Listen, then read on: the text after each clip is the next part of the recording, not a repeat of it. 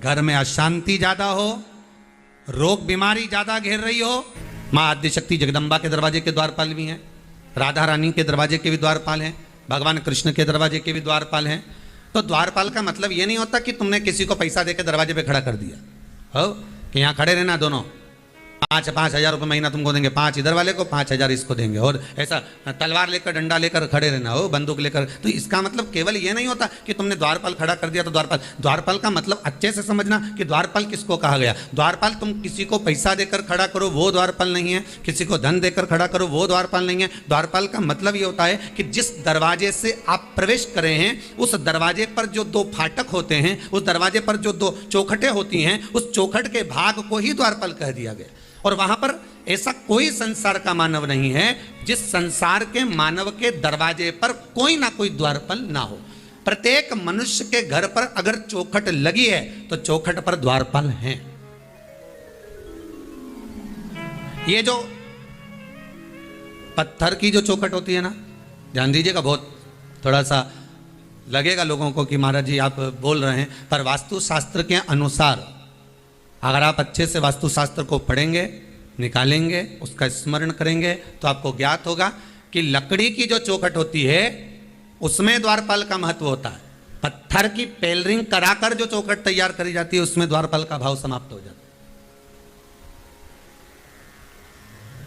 इसका थोड़ा सा ध्यान रखना चाहिए कि आपका मुख्य दरवाजा, आपका मेन दरवाजा, आपका जो द्वार है उस द्वार पर आप कुछ भी कर इसलिए आज के ज़माने में कह दिया जाता है कि आप एक काम करो कि अगर मान लो आपने लकड़ी का चौखट नहीं लगाया है, लकड़ी की चौखट नहीं तैयार करी है, तो कह देते हैं कि इसमें यहाँ पर बंदरवाल बांध दी जाए, पत्ते बांध दिए जाए। बंदरवाल बांधने का महत्व ही यही है कि आप उस लकड़ी की चौखट को जब लगा देते हैं तो उस पर द्वारपाल आकर विराजमान हो जाते। अब कौन द्वारपाल,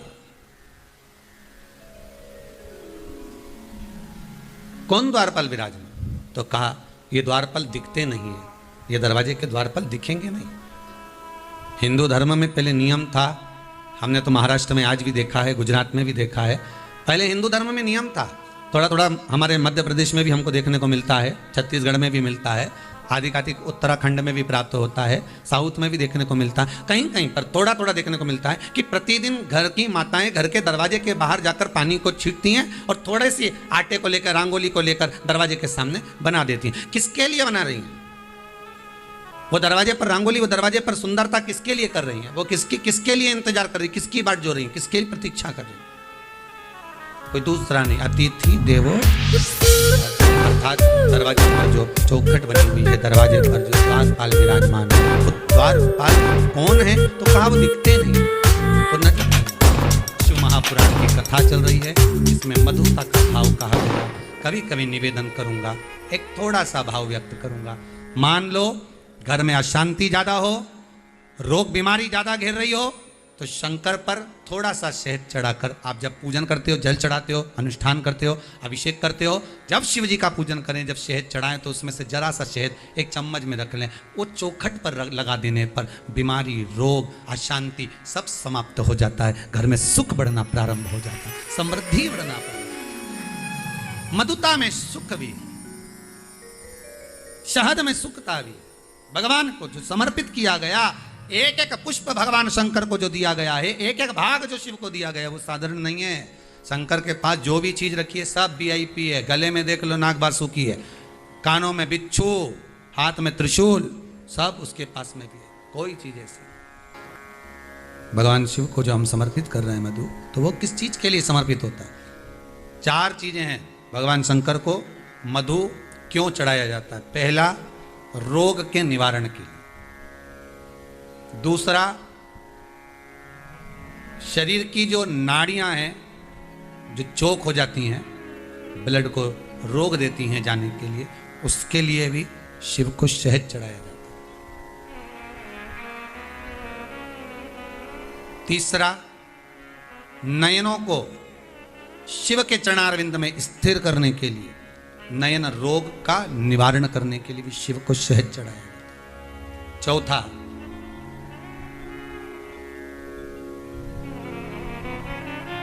भगवान शंकर छोटे छोटे जीव जो शिव से दूर नहीं है, कंकर से जो चिपके हुए हैं, जो कहीं जा नहीं सकते, उनको कोई पूछता नहीं, सब उनके विपरीत हैं। शिव उनको अपने करीब में लाकर पूरी सृष्टि का संचार करने के लिए, अपने नजदीक लाने के लिए, शंकर उस सृष्टि खंड को अपने आनंद सुख में लेने के लिए उस शहद का पूर्ण अभिषेक, शहद मधु इसलिए चढ़ाया संपूर्ण विश्व कल्याण के लिए। अकाल मृत्यु वो मरे जो काम करे चंडाल का, काल उसका क्या बिगाड़े जो भक्त हो महाकाल। शिव की उपासना।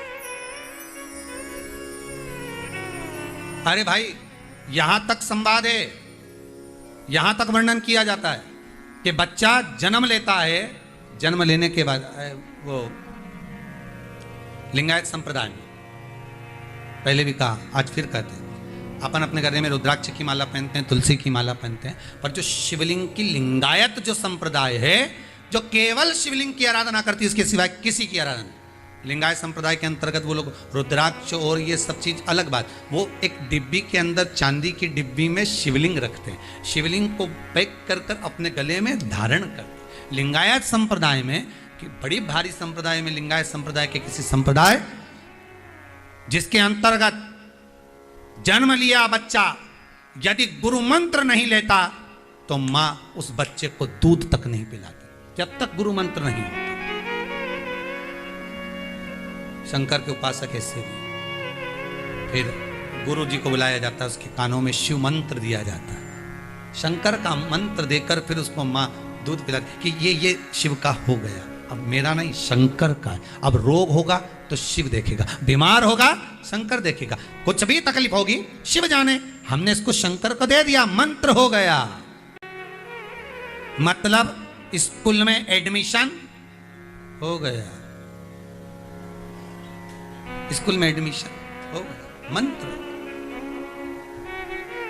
और अब आप में से कितने लोग हैं जिनका बच्चा जन्म लेता होगा तो उसको गुरु मंत्र दिया जाता होगा, किसी गुरु जी को बुलाकर कहा जाता होगा कि इसके कानों में भगवान शिव का मंत्र दे दीजिए, राम नाम कृष्ण नाम कुछ तो दो, जन्म लिया है उसने, संसार सागर में आया है, कोई ऐसा मंत्र दे दो कि बच्चा बीमार ना पड़े, कोई ऐसा मंत्र दे दो कि आगे चलकर इसकी उन्नति होती रहे।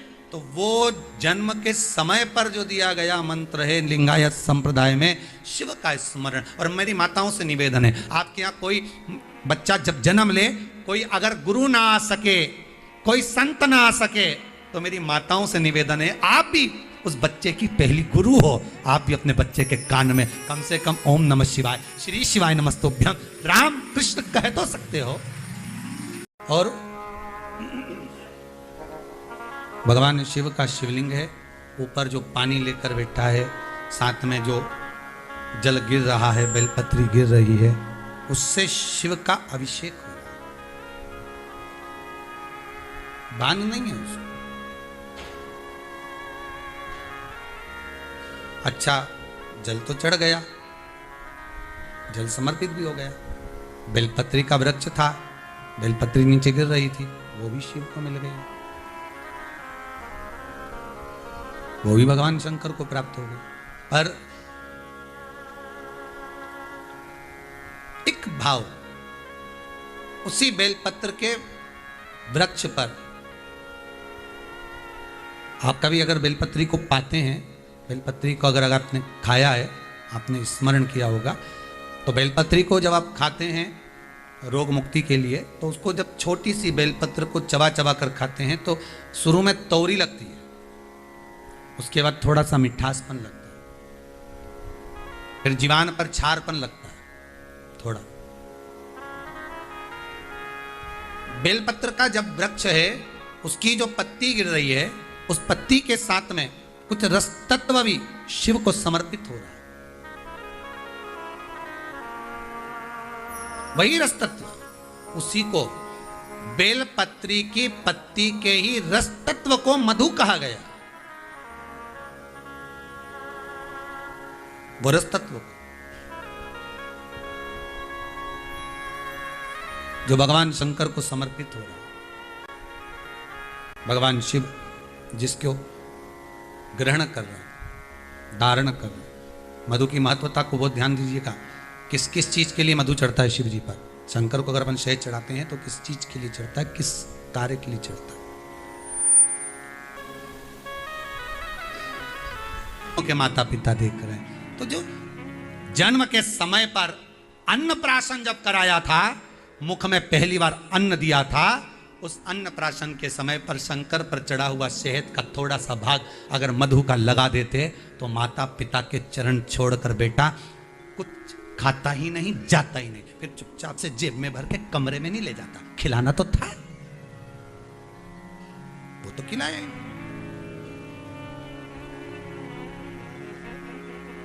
शहद मधु सुख प्रदान करने वाला, रोग मिटाने वाला, आरोग्यता देने वाला, आरोग्य सुख देने वाला, ऐसा भगवान शिव का सुंदर आनंदमय चरित्र शिव महापुराण